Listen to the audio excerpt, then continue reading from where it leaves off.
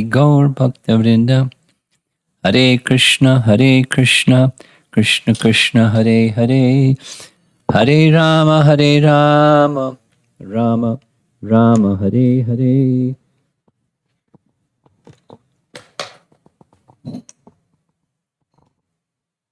Apologies to our online devotees. We had a little technology obstacle, a kind of a medium sized, not just a little one.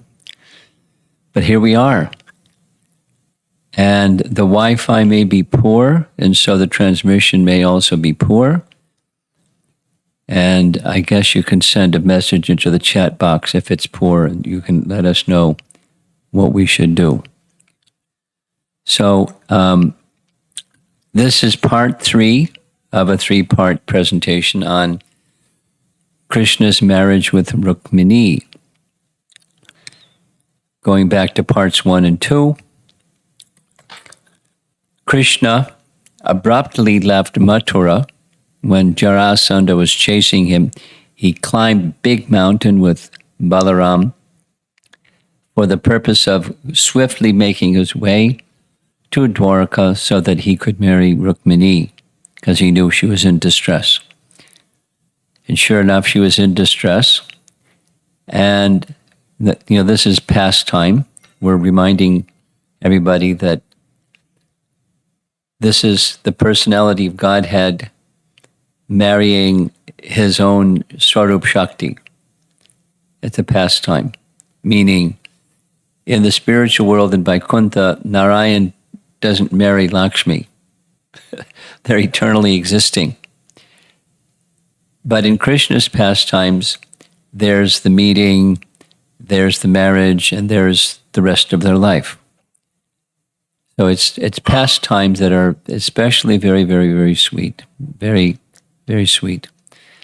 And part of what makes the pastimes attractive and thrilling is obstacles.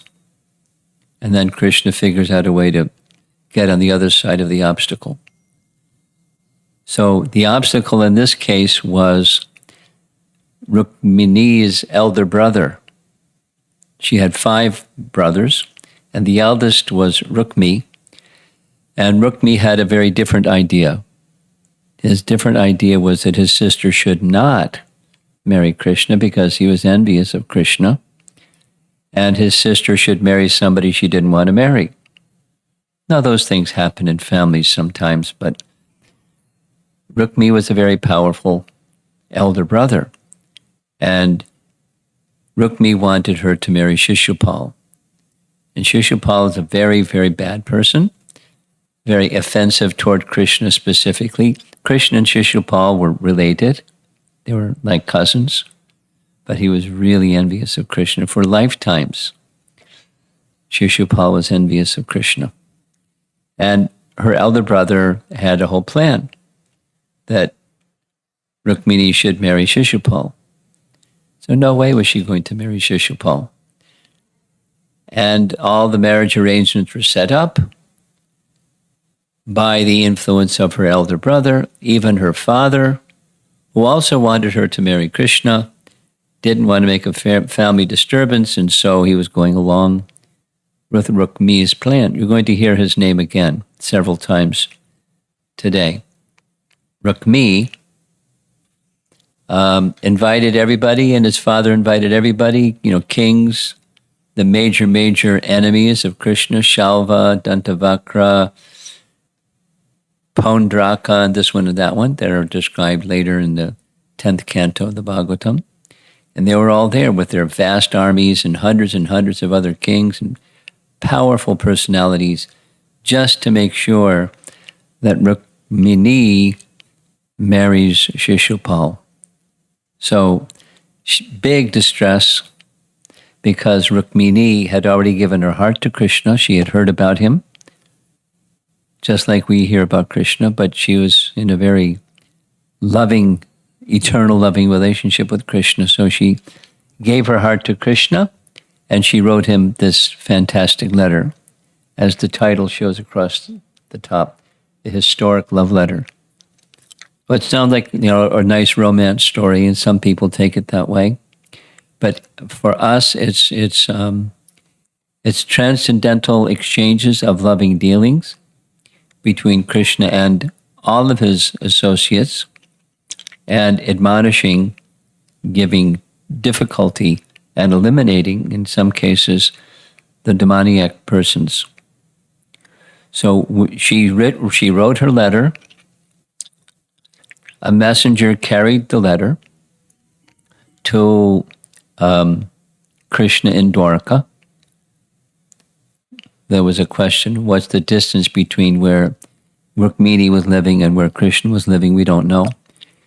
But enough distance that the Brahmana messenger carried the message quickly. Krishna received him very warmly and appropriately, as a Kshatriya or a king receives a Brahmin or priest. Very, very proper reception. Krishna asked him the purpose of his coming. The Brahmin explained, he read the letter. Krishna was very happy. He said, just as she wants me to marry her, I also want to marry Rukmini. As she has heard about me, I've heard about her, and I will comply.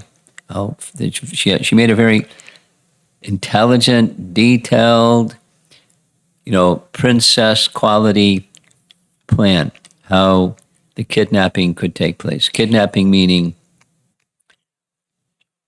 Prabhupada writes in Krishna book, in Vedic culture, there's 8 different categories or types of marriages, and one of them is the standard one that we all know. And then 2 others, they're called Rakshasa and Gandharva marriages. And these kinds are where the girl is to be married, and in comes a prince or a king that's not the one designated to marry, and he whisks her away. And then the other soldiers and the kings and people, they do battle with the one who kidnapped the girl, and the victory goes to the strong one. So that happens sometimes. We hear in the 10th canto it happened at least 3 times. Once with Rukmini, another time when Arjuna married Krishna and Balaram's sister, Subhadra, and another time is when Krishna's son, Samba, tried to kidnap the daughter or princess of Duryodhana from Hastinapur. So it was a noble and honorable type of marriage, particularly amongst Kshatriyas. People don't do those things today, but in Vedic times it was a very special kind. So the image in the center, you'll see it again a few times as we go along this morning. But Krishna has placed Rukmini in his chariot and is whisking her away. You can see faintly in the background there's some soldiers. That's Krishna's chariot driver. So part 3 is about to begin. And the opening scene is where we left off yesterday, just a theme. When a devotee's determination, in this case it's Rukmini, meets Krishna's determination, then it's victory. When latent fire is aroused in wood, the fire bursts forth, consuming the wood in the act of manifestation. Similarly, Lord Krishna boldly predicted that Rukmini would come forth to take his hand, and that in that process the wicked kings would be burned by the fire of Krishna's determination. That's our Acharya's writing. Now, a very celebrated part of this pastime found in this chapter 52 of Canto 10. When Balaram heard about the military preparations of the inimical kings and how Lord Krishna had set off alone to steal the bride, He feared that a fight would ensue. Immersed in affection for his brother, he hurried to Kundina. Kundina is the name of that city. There's different names of the city or the kingdom where Rukmini was living, with a mighty army of Yadu soldiers. So the commentary, this particular verse is referred to again and again and again to describe rasa. And Balaram is omniscient, and he knows that Krishna is all-powerful, so Krishna has no worries. But he has, at least in this case, Yogamaya covered Balaram's omniscience, and what overwhelmed him instead with his parental-like affection, elder brother-like affection, where he thought, uh-oh, Krishna may be in danger. So he gathered up vast armies from Dwarka to go protect his brother, which was part of Rukmini's plan. But the emphasis that our acharyas speak about is in the exchanges of rasa, sometimes a knowing person forgets. And when they forget, they feel a spike of a particular emotion. In this case, fear. No, it's not a mundane type of fear. It's a transcendental, loving type of fear. So we ended yesterday. Krishna had arrived in the kingdom that Rukmini was residing. And now we're hearing Balaram also is soon to arrive with vast army from Dwarka. And it comes in handy, you'll see shortly.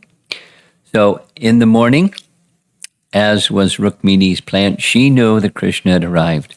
So she knew what's up. And we can imagine her emotion. She's supposed to marry a person, no way she's going to marry. Krishna's going to come and rescue me. So she went to outside the capital city and to a temple that was the deity of that particular family, or the family deity. And the family deity's name was Girija. Girija is the name of Durga. And so the painting shows, here they are.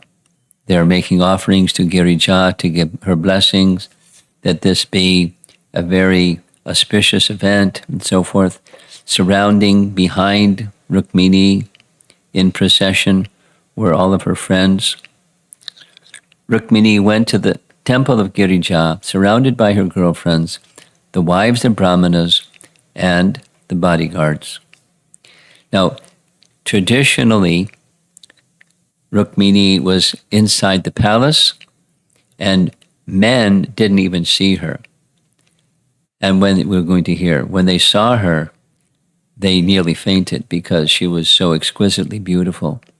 But they didn't know that because she was always inside the women's chambers. That was the custom. In the meantime, Krishna and Balaram arrived at the entrance of Vidarbha. That's another name of the city where she lived. All the citizens ran to see Krishna. Nice painting. Krishna and Balaram arriving. Now the plan that Rukmini gave was he should come alone, but because if he came alone, then there wouldn't be some turmoil. But shortly after he came, the armies should come. And the armies should come because there may be some trouble, and the armies can help deal with the trouble. She had a very detailed plan, very clever. So Balaram and Krishna enter the gates, as you see, big gate. They came in.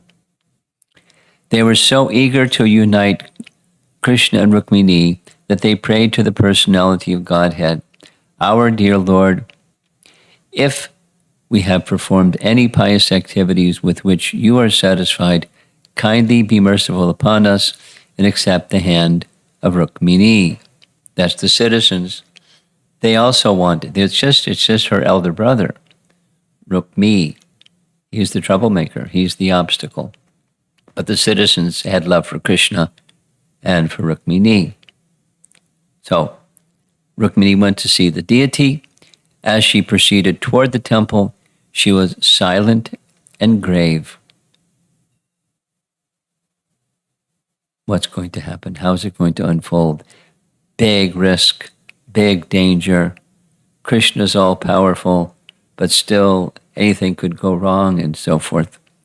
The chivalrous princes assembled there were so overwhelmed by Rukmini's beauty that they became almost unconscious and fell from the horses and elephants. She greets the deity, and then Krishna appears. Krishna, unconcerned with the other princes, placed Rukmini on his chariot and moved away slowly. He didn't even gallop or anything. He just coolly and calmly placed Rukmini on his chariot, and off they went. Here's another painting, very old style. Over on the left side, that's her girlfriends and some guards. In the center, of course, is the deity, family deity. And there's Krishna inviting Rukmini to get on his chariot. And off they go, heading towards Dwarka. This is celebrated pastime, so there's many, many paintings of Krishna placing Rukmini on the chariot. Here's another one. This is what the opening slide looked like. He then proceeded slowly, without fear, taking Rukmini away, exactly as a lion takes a deer from the midst of jackals. If you look closely in the background, between the horses and the chariot, there's some soldiers looking on as Krishna is slowly moving away. And here's a closer image.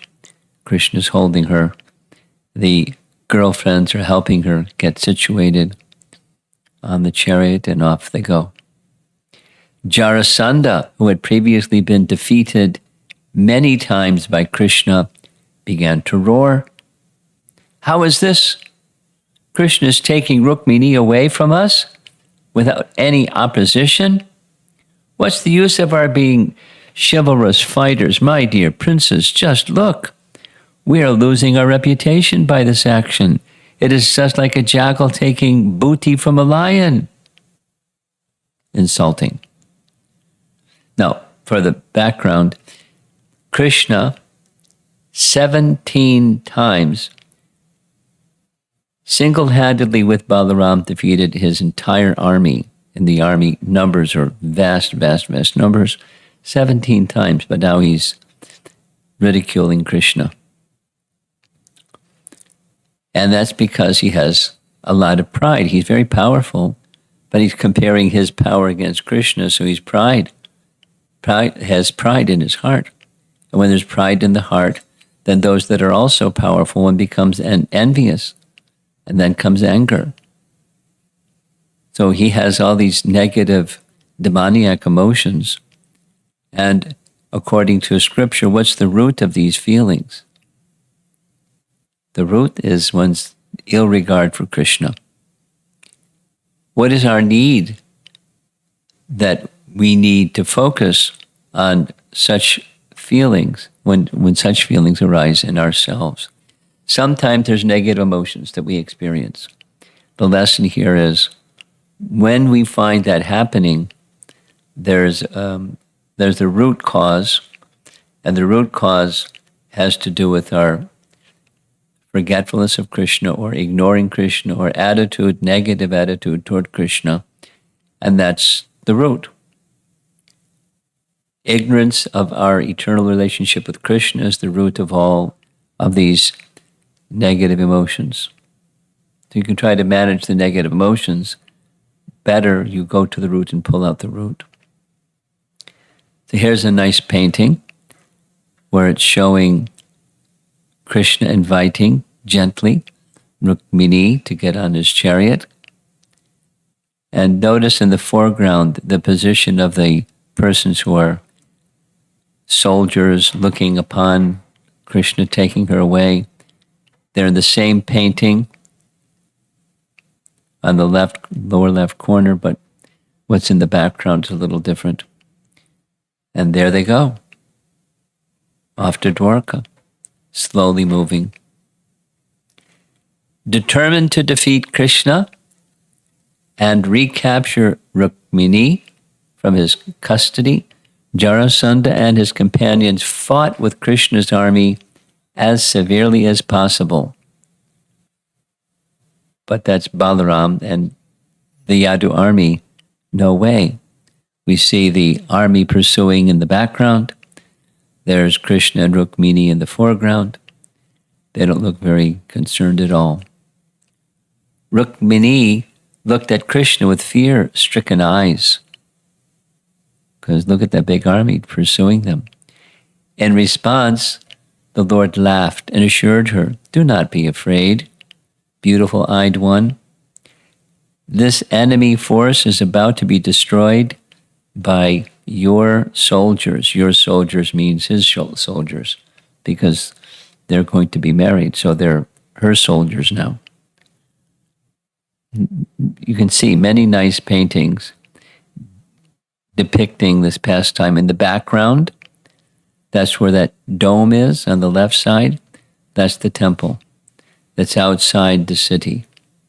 So she had just visited the small temple there, and Krishna took her away.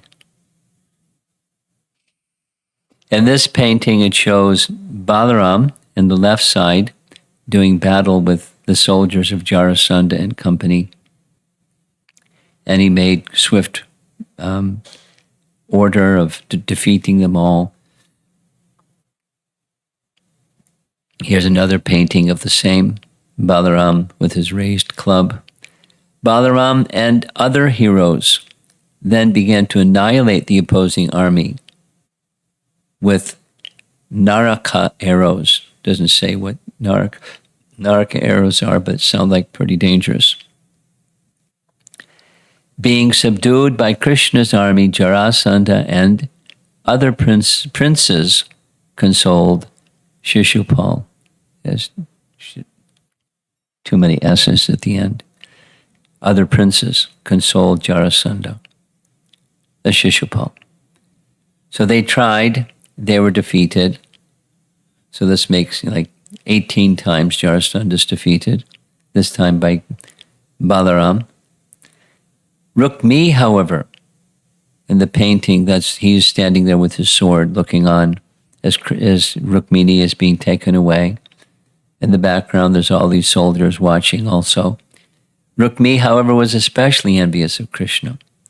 He could not bear the fact that Krishna had carried off his sister to marry her in the Rakshasa style, this kidnapping style. Here's a painting on the right side. That's Rukmi with his sword raised. And on the left side is Krishna in his chariot with Rukmini situated in the chariot also, and some other soldiers down there in the foreground. As Rukmi attacked him, the Lord shot arrows that broke Rukmi's sword and shield into small pieces. Krishna then took up his own sharp sword and prepared to kill Rukmi. So up top, that's Krishna with some arrows. And in the very center, that's Balaram with his club. Balaram is in white with peacock feathers on his head. And they're about to finish Rukmi. Rukmini prays to Krishna to not slay her brother. So Krishna had his sword, and he was humiliating. Not only, you see, he had him tied up. Krishna tied up the evildoer with a strip of his cloth. He then proceeded to disfigure Rukmi by comically shaving him, leaving parts of his mustache and hair. The same thing was done, if you may remember the story of Ashvatthama. He was humiliated in a similar way. His top knot was cut, and part of his head with some patches of hair on his head, part of his beard and mustache cut, and some of it left. It's a humiliation. It must be that Krishna's sword was really sharp to do that. Another painting of the same, and there's Rukmini looking up to see what Krishna is going to do. Rukmini is praying to Krishna to please spare him. Now, this shows the tender-heartedness of Rukmini, because remember, her brother had total disregard for her interest. Everyone knew, including her brother, that Rukmini didn't want to marry Shishupal. Rukmini wanted to marry Krishna, and he was in opposition, and he just marched forward, completely pushing his sister around with some calamity about to happen in her life, if that's what was to happen.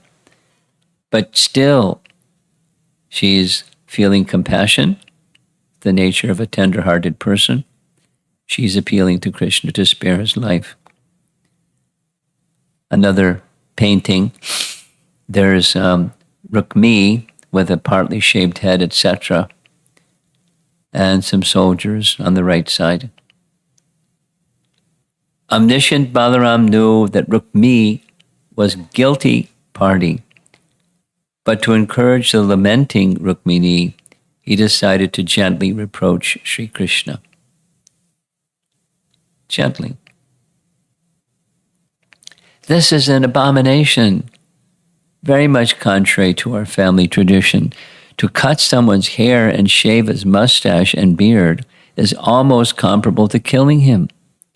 Whatever Rukmini might have been, he is now our brother-in-law, a relative of our family, and you should not have put him in such a condition. So, he's supporting Rukmini, and he's the elder brother, so he can say these things to Krishna. So he says to support her and to check Krishna's going further with embarrassing Rukmini.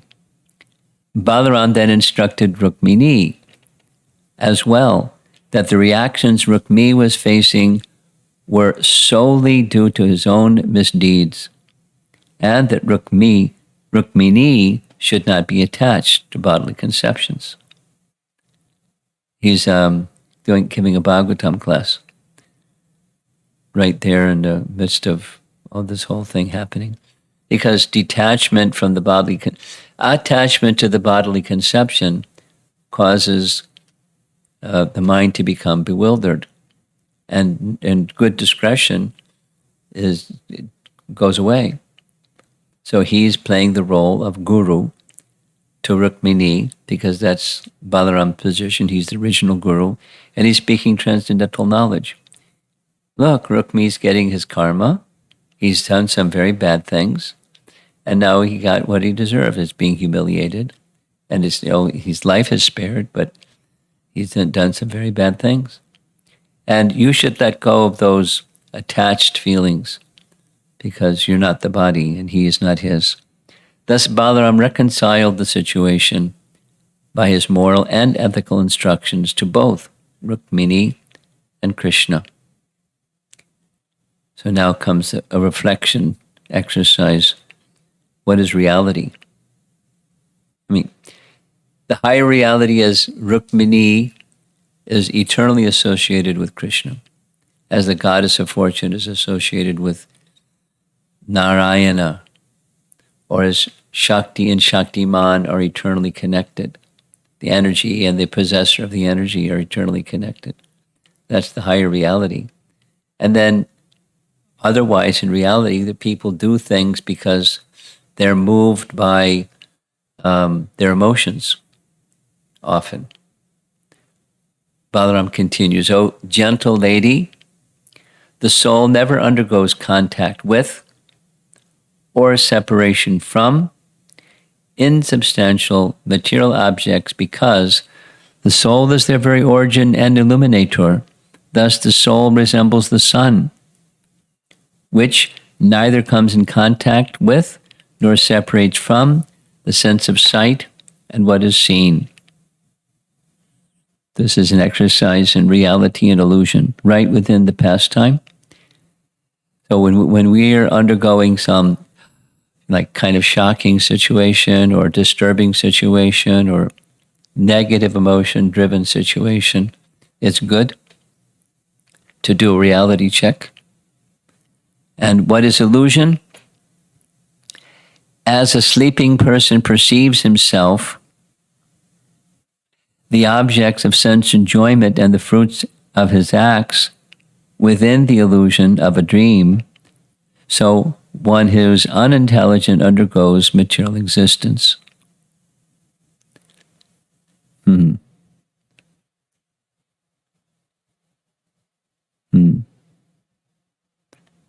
As a sleeping person perceives himself, the objects of sense enjoyment and the fruits of his acts within the illusion of a dream, so one who is unintelligent undergoes material existence. It's like he's saying, your feelings are like the feelings that one has in a dream. And when you wake up from the dream, when you're in the dream, it seems real. And when you wake up from the dream, you realize it wasn't real at all.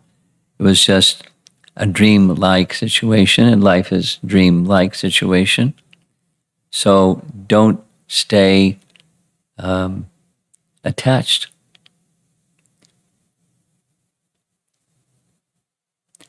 A fish, the comparison is given in our commentators, by our commentators. A fish is meant to live in the water. If the fish sees something outside of the water that looks attractive, he can't live outside of the water. So illusory existence is to live outside of our natural habitat. Our natural habitat is in the spiritual realm or in the spiritual atmosphere. And outside of that spiritual atmosphere, it's an illusion. And we, by conditioning, are chasing after one illusion, after the next illusion, after the next illusion, and feeling happiness and distress while going through that but a dream situation. Reflection. What are some examples of illusory ideas that we have about ourselves? Largely about 99%. What are some practical ways to remind ourselves of our reality? Well, keep Balaram handy. Or the teachings of perfected souls, those who are functioning as gurus in our disciplic line. We try to remember their instructions and their nice example. Balaram saying, therefore, with transcendental knowledge, dispel the grief that is weakening and confounding your mind.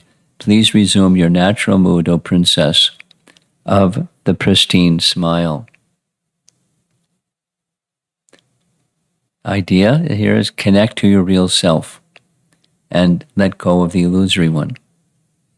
Therefore, with transcendental knowledge, dispel the grief that is weakening and confounding your mind. Please resume your natural mood, O princess of the pristine smile. So it's successful because his words are true and powerful, and she has great regard for Balaram as she does for Krishna. So everything is settled. Krishna goes on to Dwarka, accompanied with Balaram and the Yadu army, and the marriage of Krishna takes place, starting with the bathing of Krishna's feet, and Rukmini offering Krishna his nice garland, and Krishna offering Rukmini her appropriate garland, and the company of all the brahmanas who we see on the left side, and the wives of the brahmanas on the right side, and the marriage of Rukmini and Krishna takes place in a grand way. And this is the first of Krishna's many wives in Dwarka.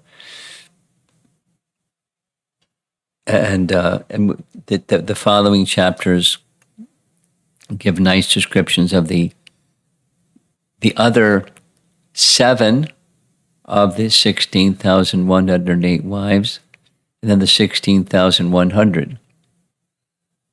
We'll eventually get to them as we go forward. So that's the end of part 3, and the concluding words here. Determination of a devotee meets determination of Krishna despite difficulties on the path. Now, in the painting, that's a script where Rukmini's letter is written. Now, it didn't necessarily look like it looks in the painting, but with her own hand, she wrote this letter to Krishna, and it resulted in their marriage and some difficulty in between. So, summary, life has difficulties. There's no one who's free from a life that has its difficulties. And how do we handle or face or encounter those difficulties depends on where you feel your strength is. And for a devotee makes efforts. Certainly, Rukmini made her efforts. And Rukmini is also depending upon Krishna. We heard very nicely yesterday that Rukmini didn't know when she wrote her letter how Krishna was going to respond. And she was fully prepared that he might say no, or he might see something, as we heard, something in her that he would find objectionable. And so she had no idea. But she was taking some steps in the direction of her loving relationship with Krishna, to be in his service, and waiting for Krishna's mercy.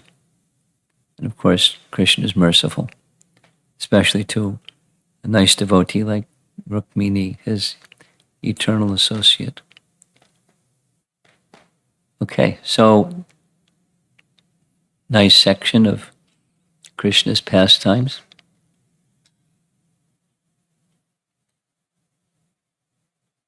I hope you enjoyed it. I enjoyed meditating on it and speaking about it.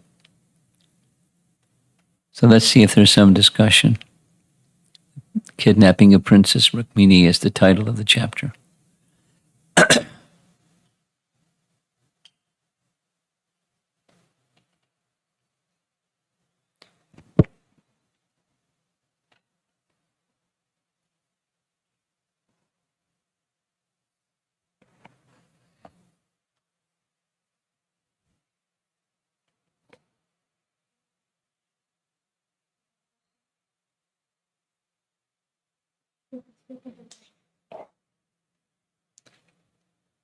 He's got a question also.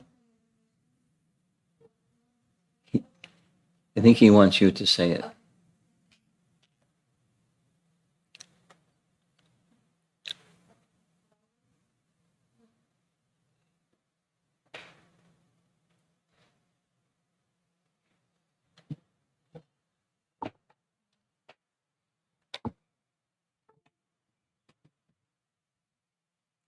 He's asking, why did Krishna have to kidnap Rukmini?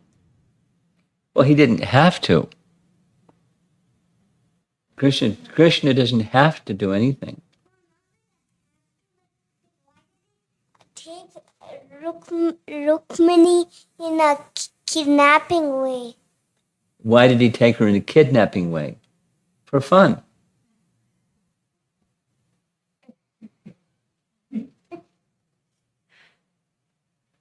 Why do you do some of the things that you do? You enjoy. So Krishna's enjoying. Now, he could have done it any number of different ways besides kidnapping her. But it was a clever. He enjoys having obstacles. He's the controller. So he can set up the situation however he wants, and he can address the situation however he wants. So sometimes Krishna sets up things where there's difficulty, and then he cleverly figures out a plan around the difficulty and solves the problem. He enjoys. He did it that way because it was enjoyment. And it's honorable. It's like a first class kind of marriage for a Kshatriya. And it was thrilling for Rukmini. She was in difficulty and difficulty and difficulty and difficulty and difficulty, and then whoosh, Krishna pulled her out of the difficulty.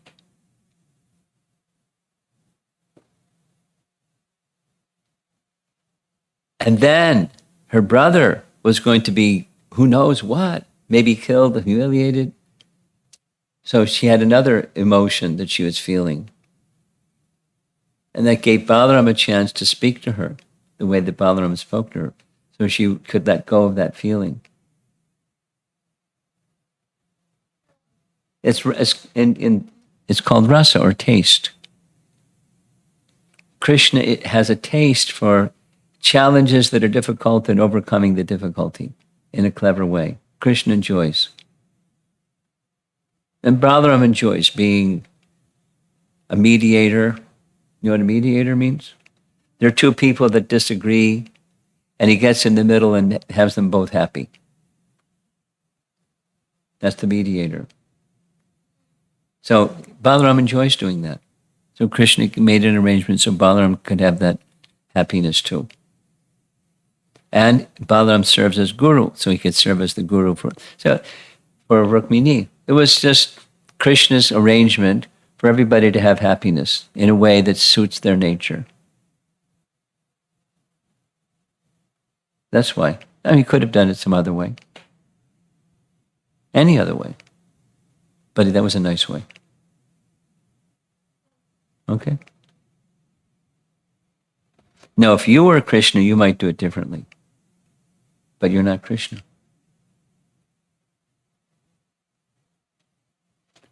Yes, you're? This passage about how Rukmini had soft-hearted feelings about her brother Yeah.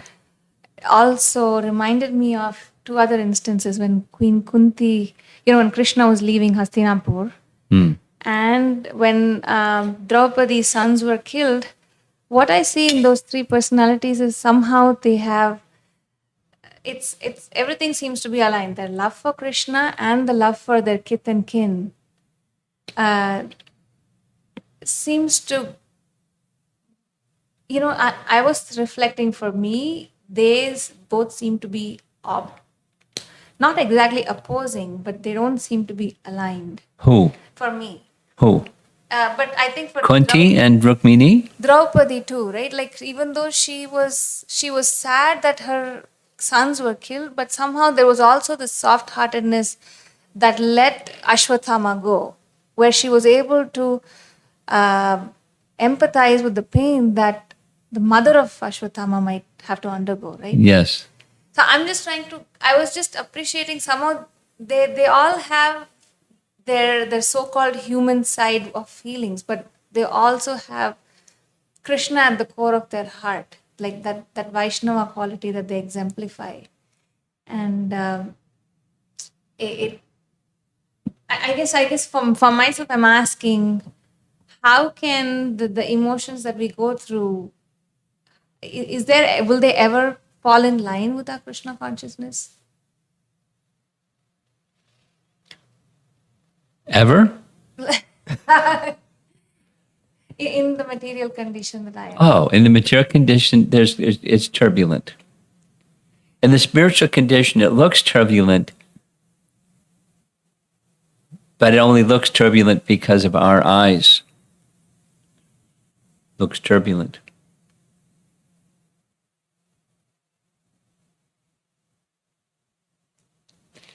There's a place in the spiritual world for all kinds of emotion. We had this nice discussion in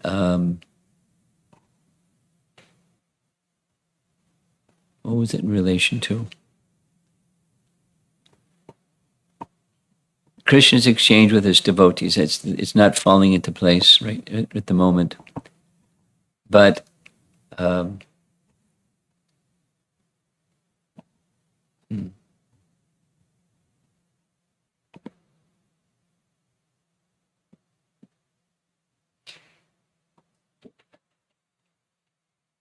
the topic that came up was pride. And when because this is material pride, but there's a spiritual pride. So we had the discussion, I looked it up later in Govinda Lilamrita, and Rupa Goswami is really clear that Rukmini feels transcendental kind of pride. And it's an ecstatic emotion. And she expresses her pride in what's the Sanskrit word is vamya, or a leftist kind of mood, where she speaks very harshly and sharply to Krishna. But it's a transcendental. So, you're back to your question. Is there's conditioned life that alignment doesn't happen? It can get closer or further, but the soft-heartedness generally means, at least generally taken to mean weakness. And a soft-heartedness, pretty exceptional. She's a mother, and her 5 children, she doesn't have other than 5 children, all 5 of her children were killed, beheaded, and she wants to save the man that did it. I mean, that's extraordinary. So, what our emotions aren't so extreme like that. I mean, the circumstances aren't so extreme like that. But our emotions, to align our emotions with a soft-heartedness, at the same time a humanness. That this person is a crime, and by laws of Manu, he's to be punished in a commensurate way. By laws of Manu, by laws of mankind. Set him free. Because his mother shouldn't suffer like I've had to suffer. Anyway, because I at least have husband, she doesn't have a husband. He's been killed. So she shouldn't have to suffer without a protector. Her only protection is her son, as bad as he is, spare him, because she shouldn't suffer like I've had to suffer. Oh, your question is, will the time come when we can be so aligned with transcendental emotion and managing our worldly emotions? Rare.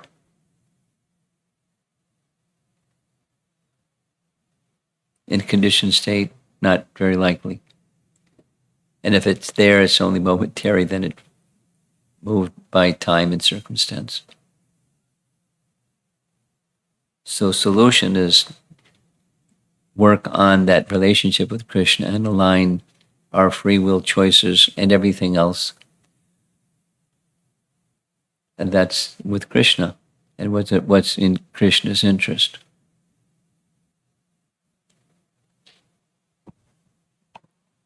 As Draupadi had that choice, Arjuna also had his choice. He's ready. This man has killed not only my son, but my brother's sons while sleeping. He cut their heads off. And I'm a Kshatriya. So he had to manage those emotions too. But I understand that the resolution was he understood what Krishna wanted. That's very elevated. Okay. Anything else?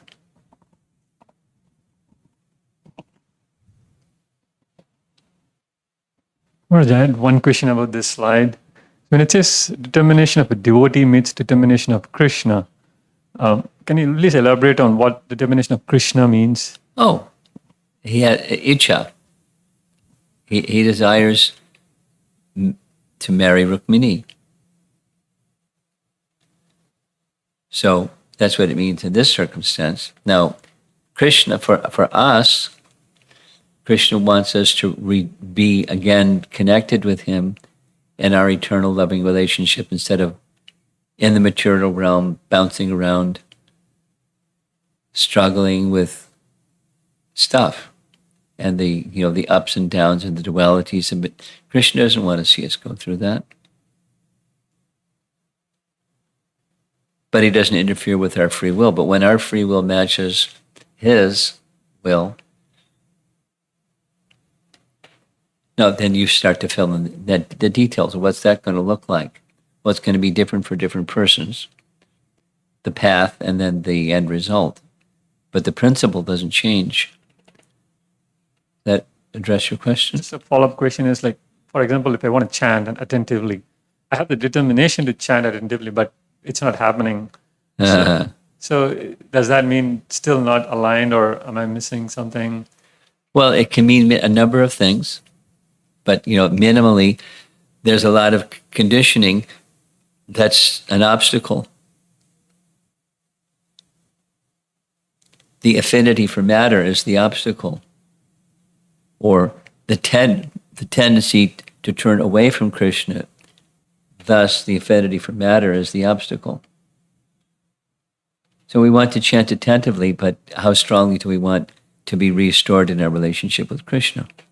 Because that's the means to get there. How strong do we want there? The goal, or the purpose, the higher purpose of our existence. And we want, but how strongly do we want? And how much opposition is there from millions and millions of lifetimes of misuse of free will tendencies? Very strong.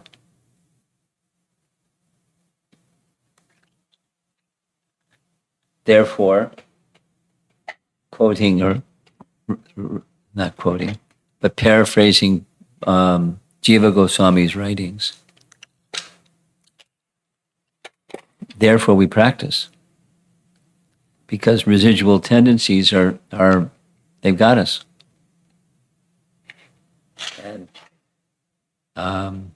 the contaminations of heart, anarthas, have us under their grip. And so it's not easy to get free.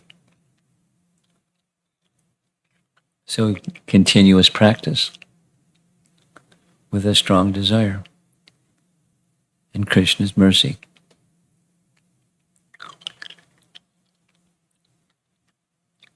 Anything else? There's one online question, Maharaj. This is from Sanshari Mataji. Is there any significance as to why Rukmini and not Satyabhama was the first wife of Krishna? Well, Satyabhama was the third.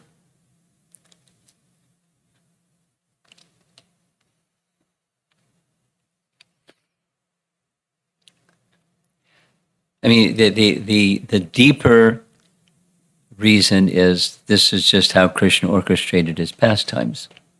Because Rukmini was in distress and Satyabhama was not in distress. So if you want to marry Krishna, then get in distress. But, why the distress couldn't have come later and marrying Satyabhama came earlier?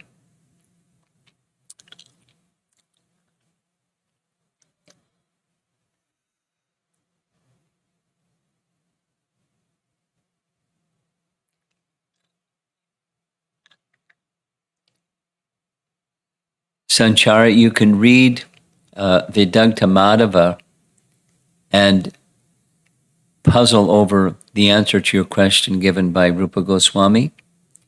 There's a flow of events in Vedanta Madhava that explains, as you're asking your question, why the marriage of Satyabhama took place later.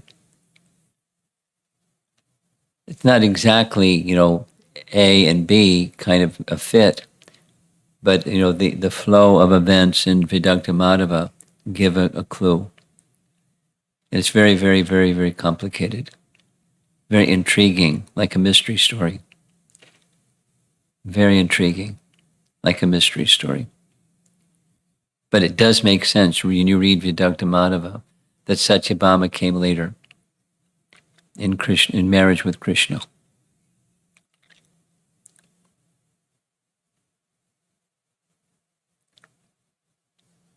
Okay, that's it. Srila Prabhupada ki Jai.